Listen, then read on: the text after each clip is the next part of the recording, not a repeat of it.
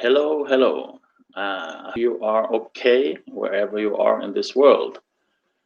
I am in the Philippines and I want to share some of my experience and thoughts about driving around here on a motorcycle.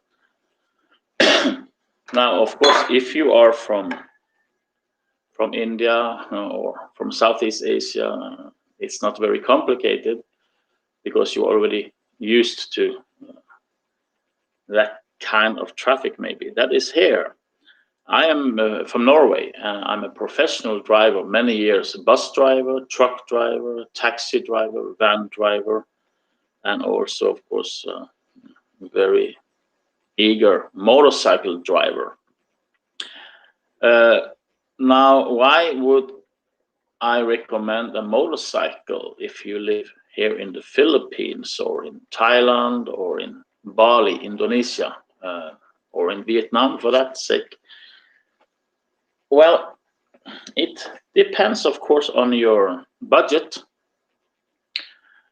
but also traffic can be very congested in the big cities, at least here in the Philippines, and in Bali it's very congested. In Thailand it might be very congested, especially, of course, in the big cities like Bangkok or Pattaya. But of course, driving a motorcycle in Norway is for those who are especially interested. Just to take the license is very costly and it's very complicated. You must be like a perfect driver before they will allow you to have the license. And motorcycles are usually quite strong and big and fast in Europe, right? Like 1000cc bikes, it's not very uncommon. And if you are like 20 plus or 18 plus, you want to show off with some bigger cc, not driving around with a small scooter or something like that. But here in this part of the world, the motorcycle, of course, they love their motorbike, but it is more like a necessity, a tool.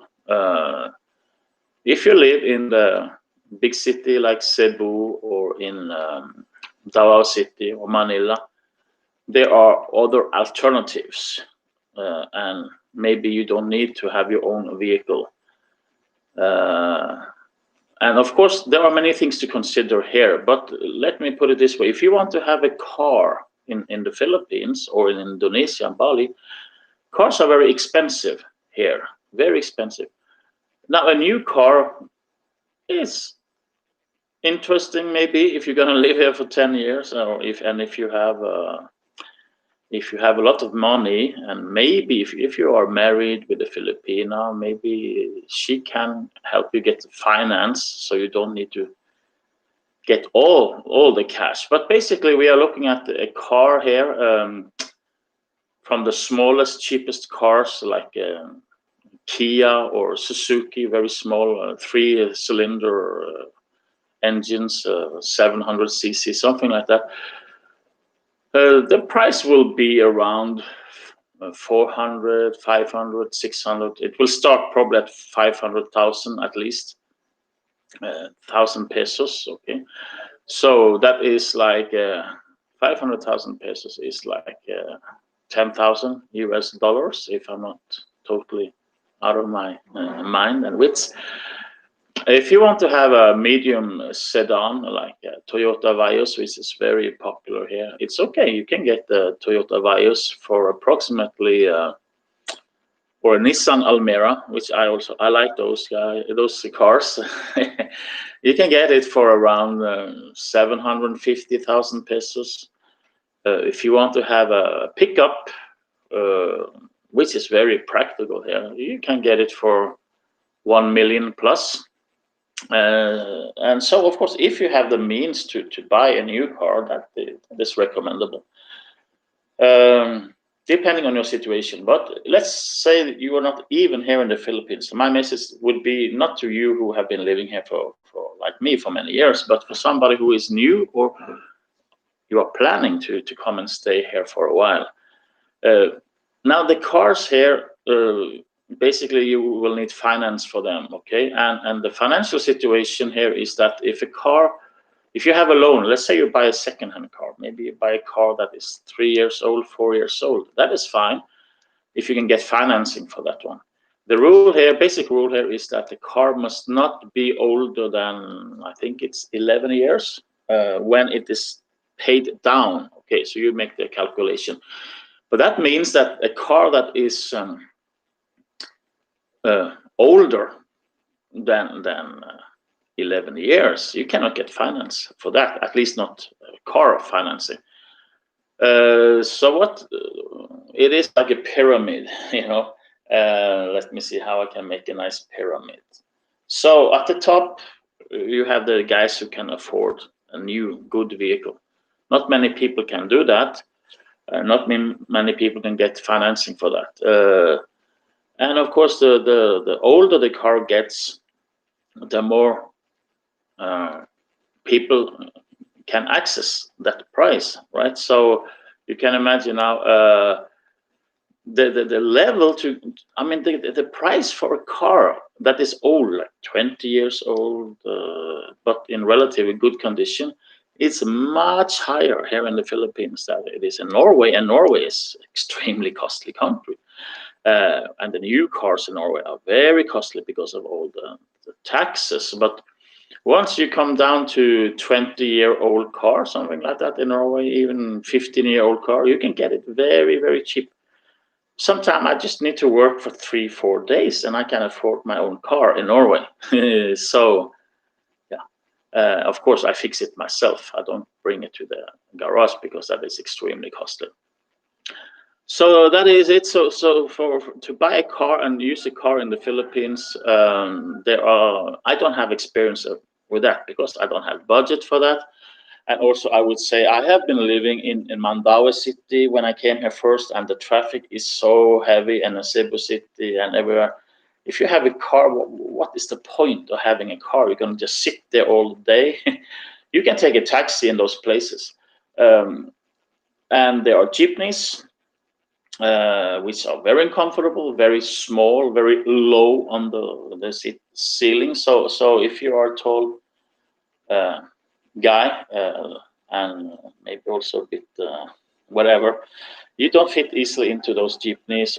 And then you have tricycles here in the province. In Digo City, there is no taxi, no car, no Uber, nothing. So if you want to get around here, you have to basically flag down one of these yellow cabs, which are not cars. They are small motorcycles with a built on sidecar with steel walls and some windows, and yeah, it's quite interesting vehicles. So now, of course, the thing about having your own vehicle is about freedom also. So and you can imagine if you always have to go and flag down some tricycle, and then you have to share it with somebody else, it can get very, very congested, you know, and it's not very comfortable and it's not very safe also maybe. But what I want to say is the traffic here in the Philippines, even though it is quite wild, it is still not so bad compared to Indonesia and India. India is crazy, the traffic. I've been driving, of course, in Norway. I've been driving extensively through the years, through all of Europe. My first license, I got it for motorcycle when I was studying in France, so I know the French traffic is quite aggressive. I drove for several years in Romania. I drove all the way from Norway to Romania, back and forth through Denmark, Germany, Austria, Hungary, or Poland sometime that way, Czechia, Sweden, and etc. So I have been driving in England, in London. I've been driving in Cameroon, Africa. I've been driving many places in India, in Indonesia, in Thailand, a lot in Thailand. I had my own motorcycle in Indonesia. And then here in the Philippines, I got my first motorcycle in 2008. That was a Honda TMX 155. The reason why I bought it is because I love those classic bikes, and the TMX is very classic Honda.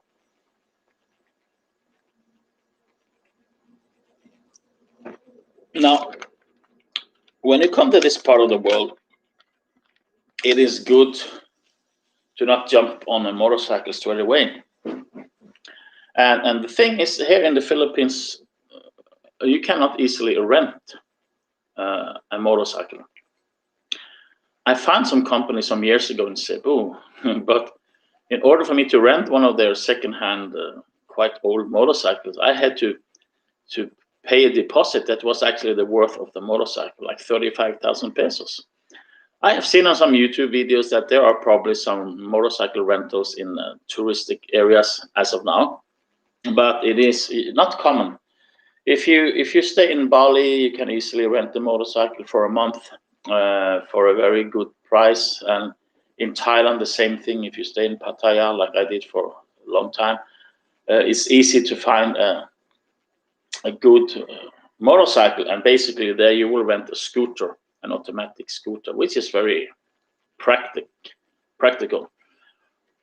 They have a room under the seat, etc. The funny thing, though, is that here in the Philippines, it seems like the automatic scooters are considered to be a luxury, so they are quite costly. And me, since I'm used to drive a motorcycle with a gearbox, I don't have any problem with that. So I like to have a big body motorcycle. My Honda TMX was a 155cc. It had a very big compression. It was very hard to start. If I had flip-flops, I could almost not start it because it will kick back, bang. And it had only 4-speed gearbox, but very strong torque, very strong pull. The top speed was around 90 kilometers an hour. And I was a bit disappointed because there was only 4-speed. But, you know, the stupidest thing you can do here in the Philippines is to drive fast. So when I moved here to Mindanao, and we were living in the village, there was no, you cannot jump on any multicab or anything. And if you want to have somebody drive you, maybe you have to wait for many hours, because they have these Hubble drivers, that is their profession. They will drive passenger on their motorcycles. But there were not enough Hubble drivers, okay? And if you want to bring your girlfriend with you or something, you have to hire 2 Hubble drivers. That is point one. And then these drivers, they are maybe maniacs. Maybe the bike doesn't have a front brake, maybe not even a rear brake. Of course, they don't use helmets. Maybe the tires are totally worn out. You really don't know. Maybe they have no lights on their vehicle. So, and of course, since they don't wear a helmet, then why would you wear a helmet? They don't even sell helmets in the village. So where will you get the helmet from? And it looks quite awkward. You're sitting there behind, and then you have a helmet, and when he brakes, you will bump your helmet into the head of the driver. Which you get the situation. So if you live in the city, you can always get a taxi, you know, and you get some around somewhere. But I really needed to have a motorcycle, but I am on a low budget. Now, some people think, oh, why do you come to the Philippines if you are on a low budget? Well, people have their own life history, right? So I have mine. So that I have my reasons to be here in the Philippines. And there are ups and downs, of course. And vehicle-wise, many people ask me, why don't you have a car? I'm in Filipinos because I'm white, I have blue eyes. Of course, I am rich, and I can afford a car, right? Well, except for the part that I love to drive motorcycles. I mean, I'm really passionate about it. It's a great thing to do, to drive a motorcycle. But and I love to drive without helmet. I must admit I do. But my rule of thumb is that, okay, if when I was living in the village, if I'm just going like within the village, you don't drive more than 20 kilometers an hour. So yeah, and basically you will go the same speed with a bicycle, and then maybe I don't put on a helmet, just a cap to protect my head from the sun and some sunglasses. But if I go more than 5 minutes drive, I will always put a helmet. So then you have a problem here is also with the driver's license, because if you have a license from your country, you can only use that for 3 months unless you have an international license. That is, if you have an international license, you can maybe use that one for a longer period. And I have an international driver's license that is valid for 3 years. I got it back in Norway. But I have a Filipino license since back in 2009. I got myself in Mandaue City. And that was, of course, expired a long time ago. So when I came here, I went to the LTO, which is the Land Transportation Office. They are dealing with registration and driver's licenses. I went here in Digos, I think that is 3 years ago. And I said, okay, I need a license. And the guy, I went all the way up to the top, and he showed me the rules, which are as follow. If you want to have a driver's license here and you are a foreigner, you must have a visa that is valid more than 12 months. And I am here on a tourist visa. It's very rare. And he said the validity of the visa must be 12 months from the day you apply for the driver's license. So if it's 360 days, it's not good enough. It has to be valid for 365 days. And then I said, yeah, but I actually got the license back in 2009 in Mandaue City. Maybe you have me in the system. Okay, yeah. So he found me there, and so I got my license. But I know that many foreigners, they get their license here. I don't know how they get it.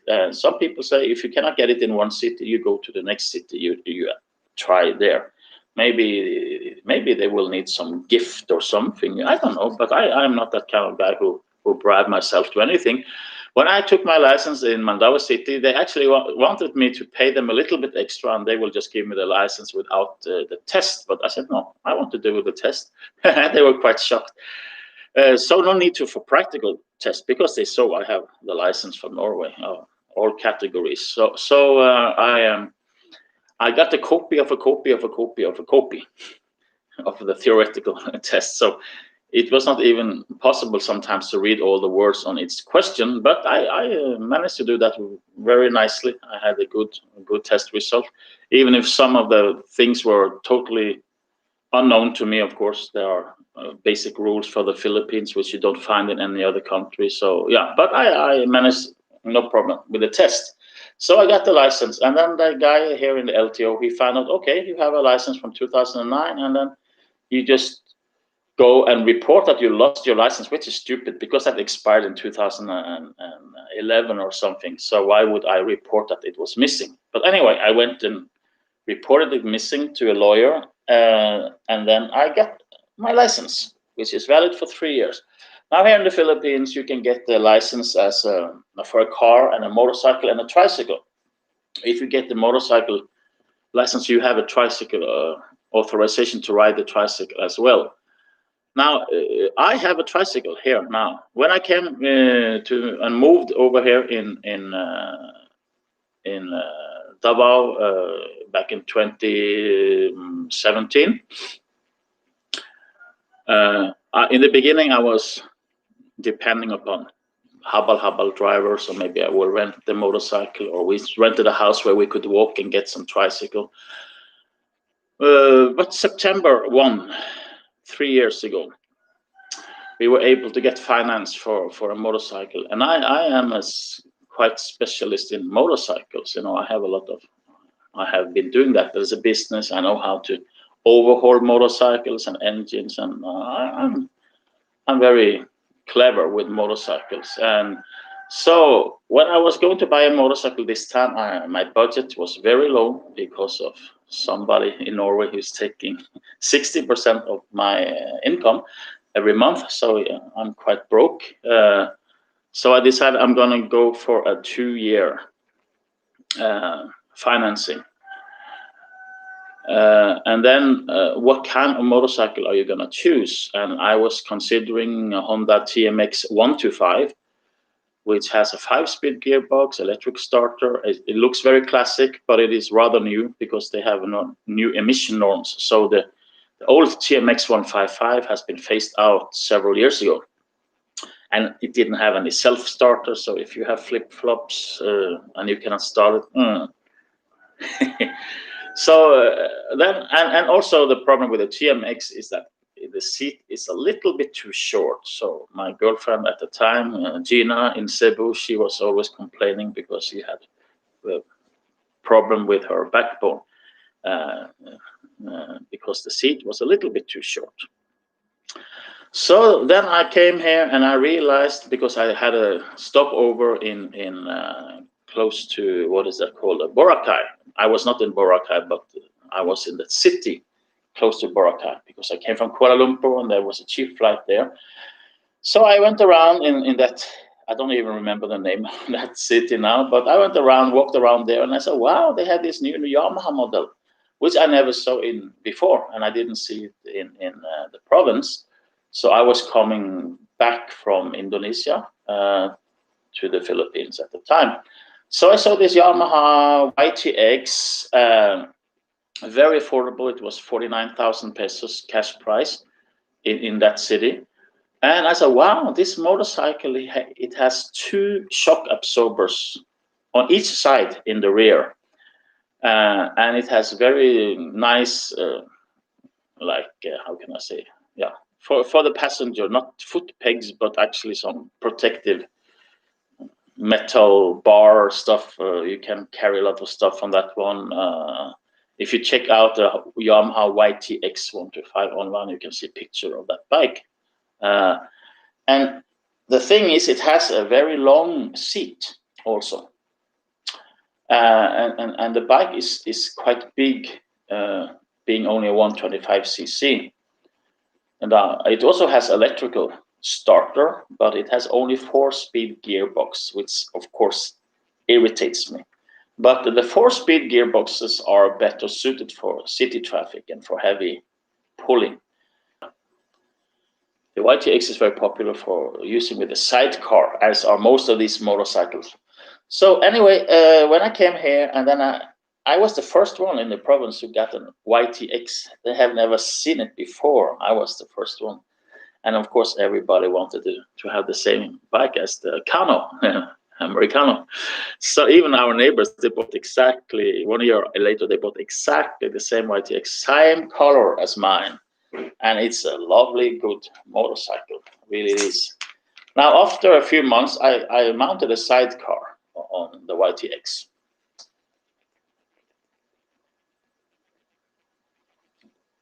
But, you know, the road was so bad in the province that many times I had to weld that frame because it was breaking apart, falling apart. Very bumpy roads.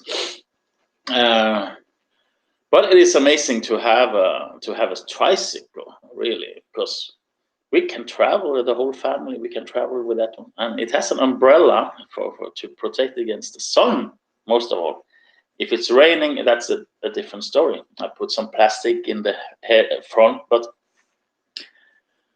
that payung they call it. That means umbrella. That sidecar cost me around 15,000 pesos, which is very affordable. And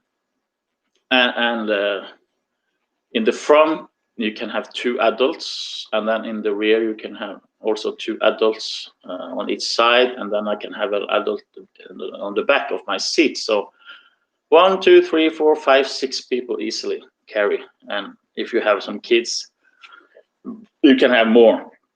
The most people I saw on a tricycle was 12 people. So it is possible. So anyway, you have to have a license. That's the point. Driver's license. You have to figure out that one. And then you have to get a vehicle. And I would suggest that you get a new one.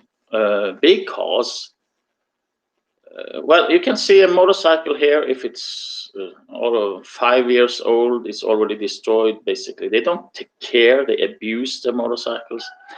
They put too much load, so everything is breaking down. The bearings, and it's really, they travel maybe 3-4 people. They put a ton of rice on the bike and all kind of stuff. So it's not a good idea to buy a second-hand motorcycle here. It's good to buy a new one.